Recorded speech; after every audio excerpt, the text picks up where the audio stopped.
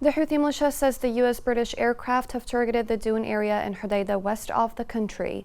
The U.S. intends to launch further strikes at Houthis to degrade their military capabilities. This report has more details.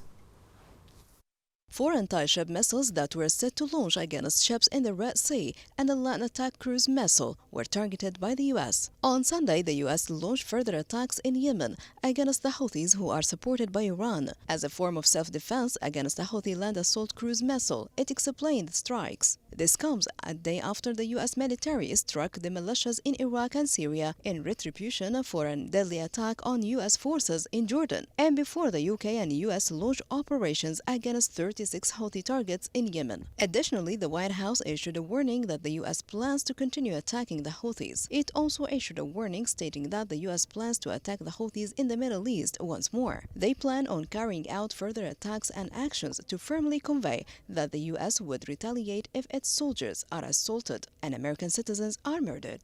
The attacks represent the most recent leg of a struggle that has erupted across the Middle East since October 7th, when the Palestinian resistance, backed by Iran, overthrew the Israeli occupation of the Gaza Strip. With a declaration of sympathy for the Palestinians, the Houthis have joined the conflict throughout the area. And Hezbollah has opened fire on targets of the Israeli occupation at the Israeli-Lebanese border. U.S. soldiers have shot upon the Iraqi militias in both Syria and Iraq. In addition, the Houthis firing on ships in the Red Sea and at the Israeli occupation itself.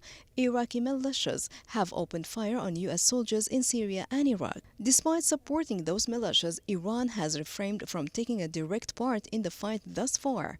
And regarding the possibility that the U.S. would target locations within Iran, the U.S. military has been extremely cautious to avoid